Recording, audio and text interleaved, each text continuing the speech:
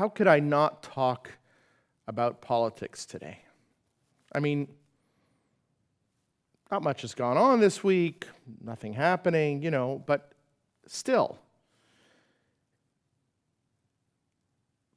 But I'm not going to talk about local or current politics. As I've said for many weeks, my job is to talk about the wisdom and knowledge and ideas in our book. And you are welcome to apply that any way you want. And one of the rules I've learned about politics is that no matter what I say, you're going to apply it the way you want it. So it doesn't matter what I say. What matters is what our people have said for thousands of years, what our stories have said for thousands of years, and not just Jewish people. The Torah and the Bible is one of the most influential books of all time, period. We're very proud of that fact. And we are the guardians of its meaning and its intensity, and it's our duty to explore it and not find current events within it, as I've said many times, but to find the Torah within current events. Because that gives us guidance for how to operate.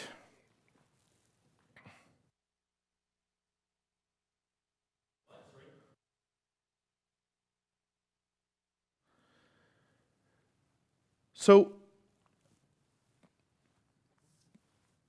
obviously, there's a lot of news and information about pandemic as well, and we've always talked about that here quite openly and honestly, and it's very worrying. The numbers are going up. The behavior is not changing quite the way it has to. Look, for those of you who wonder about me, this is a dangerous job. Why? Because I don't have the option of staying home anymore. I don't have the option of being at home, locked down, away from people. There are B'nai Mitzvah here, as you know. That means on an average week, we'll have 2, 3 groups of people coming in here. And sure, I have been exposed. I got an alert on my phone telling me I'm exposed. I have to go get tested. That's the life here. But if you can stay away from it, consider yourself lucky. If you can only be outdoors with other people, or if you can choose your interactions, do that. Stay healthy. Sure, things will reopen. That doesn't mean you have to go participate. It doesn't mean you have to go out there. It doesn't mean that it's worth taking the risk. And again, let's just reiterate, because people have lost sight of this. It's not just about you or me. It's about everyone else we come into contact with. It's about our parents, who I haven't seen forever, as many of you have not. It's about my in-laws. It's about my daughter, Allegra, being able to see her in-laws, my in-laws, her grandparents. These are difficult choices we make. But we're aware that if your child goes to school, that you're at high risk. So I urge you that while the science is better, treatment is better, less people are dying, more people are being infected, and each one of us has a responsibility to ask ourselves, again, do I have to do this? Is this important? Be safe. We now know how to be safer than we used to. During lockdown, we weren't quite sure about things. Now we're much more sure. We should make every effort to do everything we can, not to take care of ourselves as much as to take care of those around us who are vulnerable. So, politics. Today's sermon is brought to you by the press conference of Avimelech and the press. And what do I mean by that? What I mean is that within our portion this week, we have this incredible story of Avimelech taking Sarah as a wife and being punished, and then defending his action to Abraham when he's called on it. So listen to this story. It's just so incredible that I thought it would be interesting to imagine that we're at a press conference of Avimelech and Avram and the press corps, and the cameras are on them in the king's garden, and they're about to have a conversation about this breaking news from the palace in which a plague has hit the palace because of something the king has done.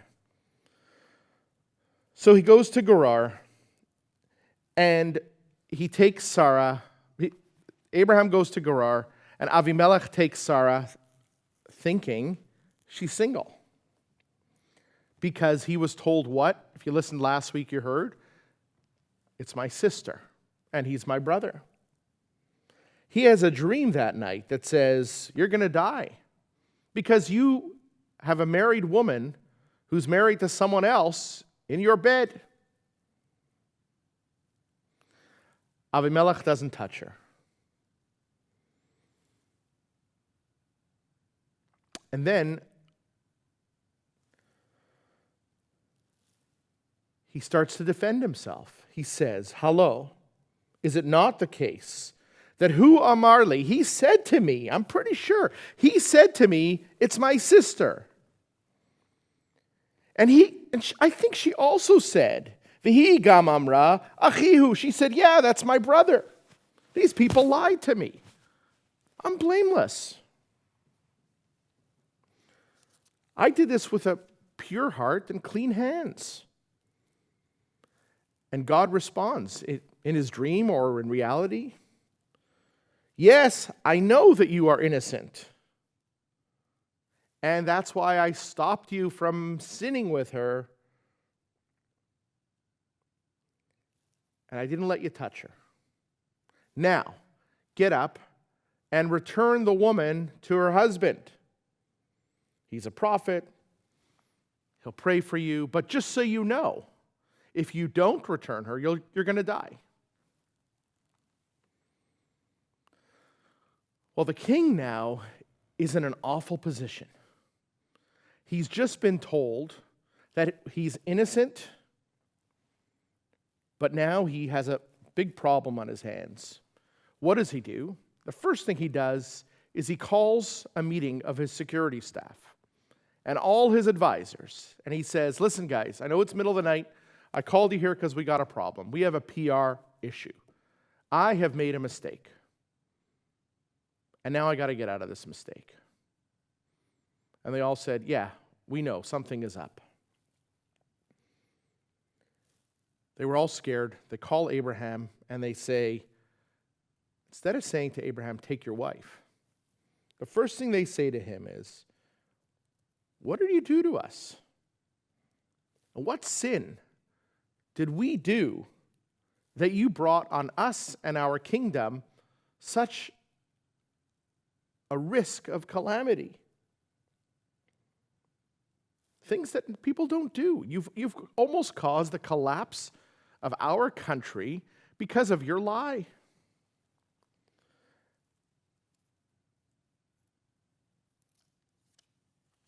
And Avimelech says to Abraham, why did you do this? Is there something else going on here? Abraham says, no, I just thought this place was lawless. I just thought that this place had no fear of God, because remember, Abraham is the Shemite. He's preaching God, and in his mind, it's binary. These people have no fear of God. I do. They're going to kill me. They're going to take my wife because they're amoral.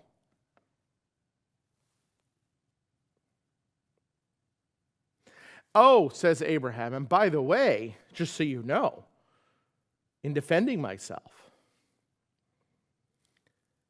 V'gam amna achoti bat avihu.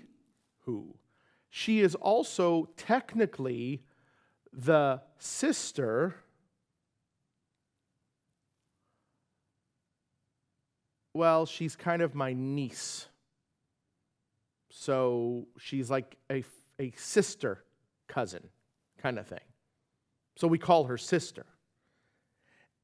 But she's not, so she's the daughter of my father with another woman. So she's kind of like my step-sibling, kind of like different mothers, same father. So she's like my sister. This is the first time we ever hear this, that Sarah is actually a half-sibling, a step-sibling, but not my mother's child.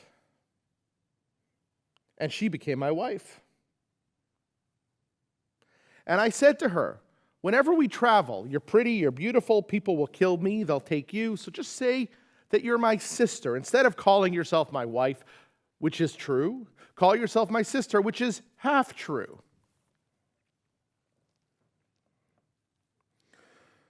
Well, Avimelech gives him sheep and goats, and he says, here you go. Here's my land. Do whatever you want. Here's gifts. Please, just do me a favor. Go. And then we find out that, in fact, there was a huge plague, and people were unable to conceive. So this must have been over a length of time, and that slowly receded, and people started conceiving children again.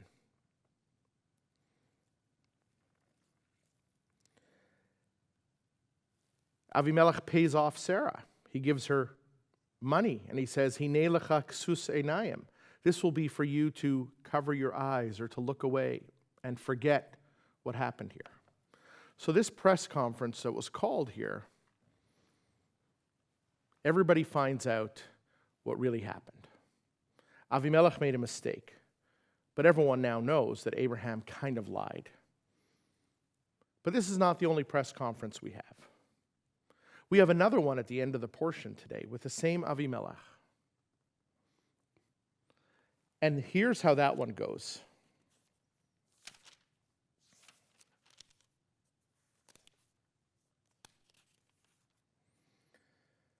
There's a problem between Avimelech and Abraham. Years go by. Abraham is living in Gerar. Abraham is living in Avimelech's territory. Remember, he was told to take whatever land he wants, which he did. And now he's dug wells on the land.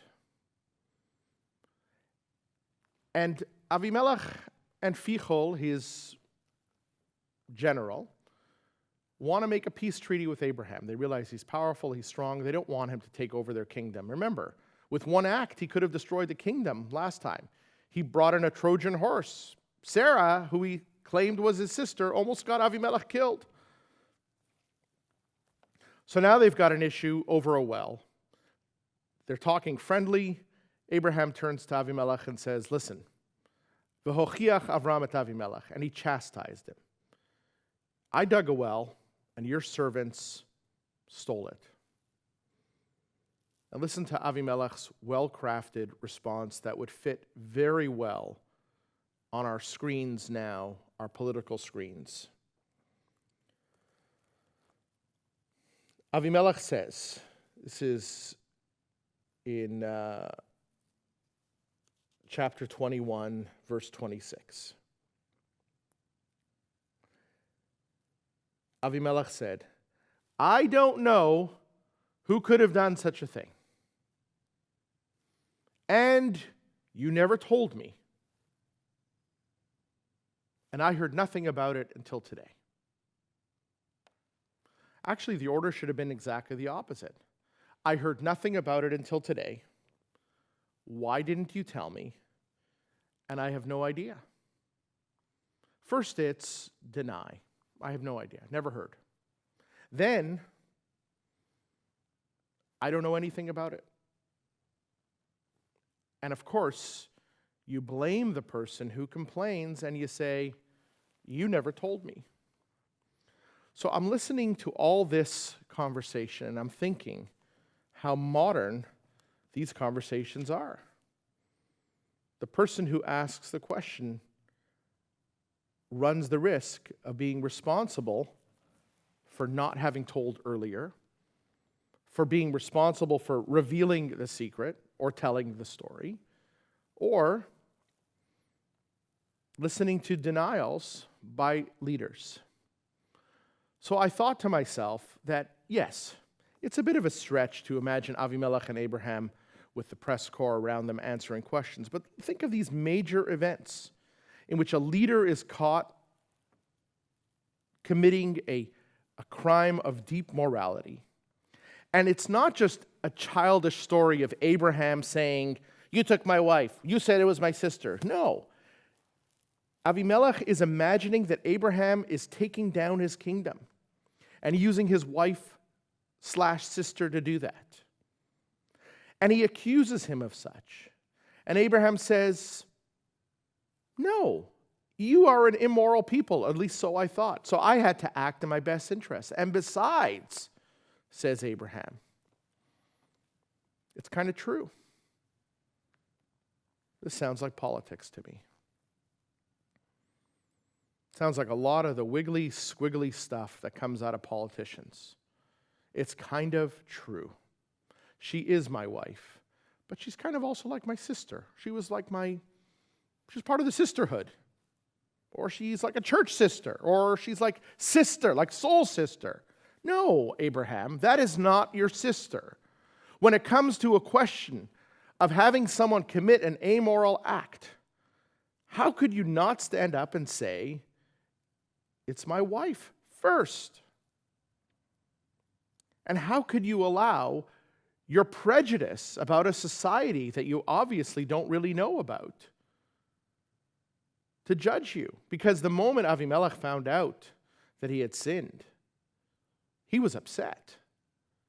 He really said, "I never meant to do this." And we have every reason to believe him. But Abraham caused this upheaval. No surprise then that at the end of the portion, Avimelech comes back and says, "I want to level with you, my friend. I don't like the way you treated me. I want honesty between us." It's Avimelech asking Abraham for honesty. But the truth is, there's probably more to that story. And Abraham then goes on to school Avimelech about leadership and truth in leadership.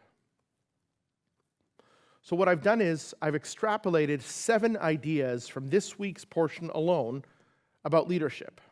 And I'll go through them fairly quickly, but I'm still astonished by this dialogue, this incredible dialogue that literally could fit any transcript you'll see coming out of major governments these days. So here are the 7 rules, and you can find them all in this week's portion. If you look up Parshat Vayera, they're all in there. 7 rules of leadership. The first rule is, it's not who's right, it's what's right. When Abraham finds out that he's about to have a child at age 99, he finds it funny. When Sarah finds out she's about to have a child at age 90, she finds it funny. Sarah laughs. Abraham says, "Why did you laugh?" And Sarah's, "What do you mean, why did I laugh? I didn't laugh. I didn't laugh like laugh. I laughed because it's absurd. You laugh too." Abraham cannot let go of the point. And the debate in the text shows you, she said, "I didn't laugh," meaning I didn't mock it. He said, "Yes, you did." And that's the end of the conversation. He had to get the last word because Abraham wants to be right. It's not who's right. It's what's right. And what's right is that you, Abraham, were allowed to laugh. Sarah's allowed to laugh. It's absurd to be of that age and to have a child. Give her the same space you gave yourself. So in leadership, you don't always have to be right. But if you're a leader, you have to do what is right.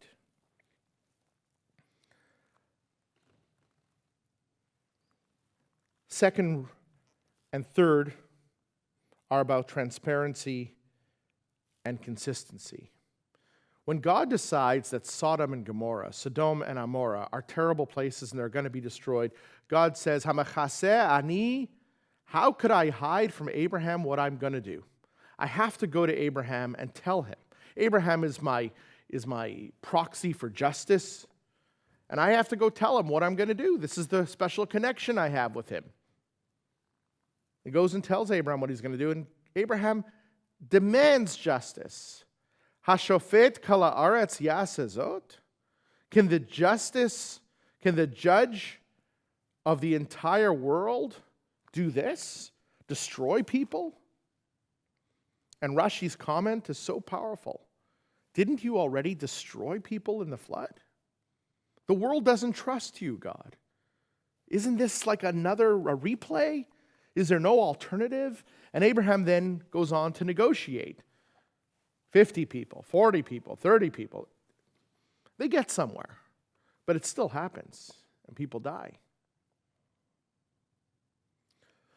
But there is a sense of transparency where God in the story is modeling the idea that even though I'm angry and it's a horrible thing that's being done, I still have the obligation and responsibility to be transparent about my desire. Let people convince me otherwise. Do not act unilaterally. Because justice has to be seen to be done, not just done. It could be justified.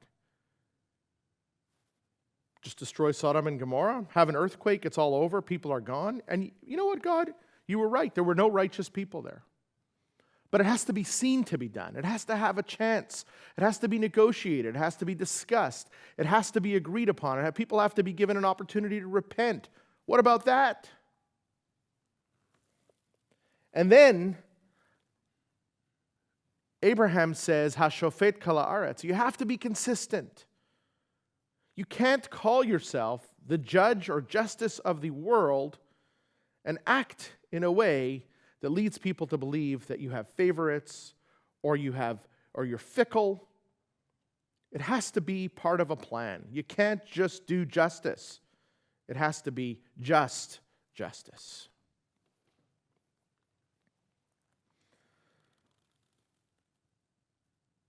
Then there's 4 and 5. 4 and 5 go back to the story of Avimelech. When Avimelech was caught out with an adulterous moment,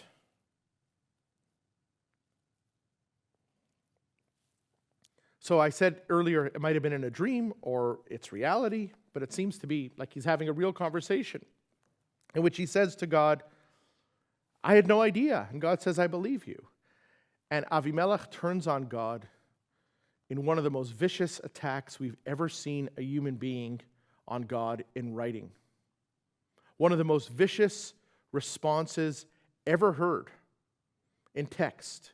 And you got to wonder, what were the authors or writers or compilers of the text thinking that they left it in? And good for them for doing it. Because here you go. Avimelech turns to God and says, Hagoy gam tzadik taharog? Are you going to destroy a righteous nation because of my mistake? In other words, as Rashi comments, we all know, listen to what Avimelech is saying to God. We all know that there were innocent people during the flood. The flood is still in their memory. The flood is their Holocaust story. Holocaust meaning total destruction. They are living in a post-Holocaust world. They remember the stories that they were told of the whole world being wiped out, and they insist there were innocent people there. And God comes to Avimelech and says, I'm going to kill you. And he says, of course you're going to kill me. You kill innocent people. Hagoy gam tzadik tarog. Are you going to kill me like you destroyed the people in the flood who were innocent? Everybody knows it. What a shocking comeback. The whole story is extraordinary in the fact that it even exists in the first place. The fact that they'd even write this dialogue. And the fact that Rashi, who's often a booster of traditional philosophy of Jewish life and God and relationships, takes a left turn here and says, God, everyone knows you're not an honest broker. What an extraordinary moment. But look at what happens. Instead of God saying, how dare you? How dare you talk to me like that? I don't have to defend myself. No, God says, I agree with you. You're right. You are innocent. So here's the thing. You are innocent. I'm not the God that kills innocents. But that's not a debate for right now, God says to Avimelech.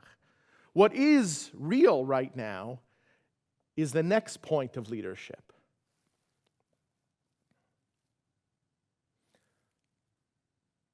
First, you seek justice. And you try to find whether innocent or not. And then the next point is, Avimelech says, Bitom levavi asiti zot. I did this innocently. And then a true leader says, and now we're going to fix it. Even if I'm innocent. Even if it was a true mistake. Because God, if you are saying that I am not innocent, I'm going to give you a hard time. But let's agree that I'm innocent. You agree? But that still doesn't excuse the behavior. You're absolutely correct. I'm going to return this woman to her husband, even though I am innocent. Because just because we believe that God was not fair and killed innocents does not mean that we get to act high-handed. So a leader, even while declaring innocence, does not let the behavior continue. There's a time for leaders to fix things. And then there are the last two leadership points. A strange little story at the end, as mentioned earlier, Avimelech and Fichol, his general, come to Abraham and say, listen, Abraham, we want to make a deal with you. And it's kind of out of left field. We don't know what the context is this. Why do they feel the need? But whatever the case is, they say, swear to us on God that you will not lie to me or my children or my grandchildren. I've been good to you, says Avimelech to Abraham. You be good to me. In other words, please don't take over my country again. Try not to destroy me again. And Abraham rightfully says, I will swear. And then, as mentioned, Abraham chastises him about the well, and that brings up that famous press conference conversation of, I have no idea who could have done this. I only found out about it now, and you never told me. Okay, then comes the promise. So Abraham has to prove to Avimelech that he's legit, that he's making a sincere and honest promise. And what does he do? He takes a flock of animals and says, these are yours. And he takes 7 female sheep and he puts them on one side. And he says, those are separate. And Avimelech goes, what's this? And he says, 7 sheep from the word shavuah, from making an oath. I'm swearing to you that the flock is the cacophony of life. But I've identified 7 animals, and those 7 are going to follow the 7 principles that I just laid out here for you. And the last 2 principles are, you make a promise as a leader to your people, not just for the moment, but also for the future. When you make a promise, it's to your constituents and their children and their grandchildren. It's not just until the next election.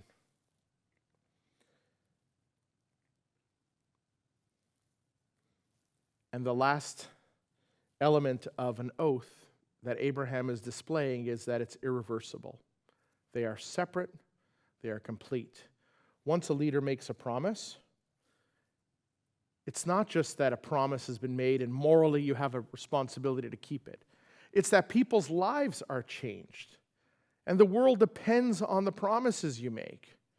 And if you make a promise and you break it, it's not a policy. It's a destruction of the human being, of the human family. You can't just pivot because it's politically expedient. You got to go back to the other rules that we talked about. It's not what's right. No, it's not who's right. It's what's right. You have to seek justice even from justice itself. You have the right to declare yourself innocent, but you have to fix the problem that you caused. Justice must be seen to be done. You need transparency. You need consistency. You can't just do justice or do the right thing and it looks like it's haphazard. And the future matters. And finally, that is why it's irreversible. So when Abraham takes 7 sheep and puts them on one side, he's communicating to Avimelech hard-won lessons that they both men have learned the hard way. What does it mean to be a leader? Well, friends, if leaders follow the principles of leadership and they follow the guidelines that experience teaches them, that's what makes them leaders. And that is why a covenant is formed by these 2 men, Abraham and Avimelech, in the city which is now known as Be'er Sheva, the well of oath. So imagine you make a promise 3,000 years ago, and a city still bears the name of that promise. That's what happens, not when people are perfect, but when people strive to be better and promise for a better future. Nothing political here, friends. It's just Torah. But it's relevant.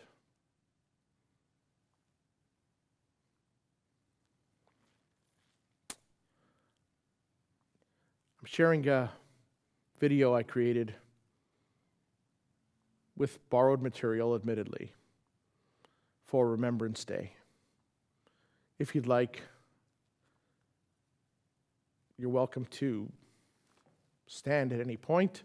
Remembrance Day is Wednesday, November the 11th hour of the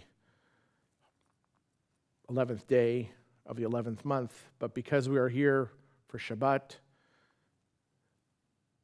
let's remember today. We also remember members of our congregation, past and present, who served in the Canadian and U.S. Armed Forces. And there's a tribute to them as well for the Jewish War Memorial, as you'll see in a moment. Let's remember.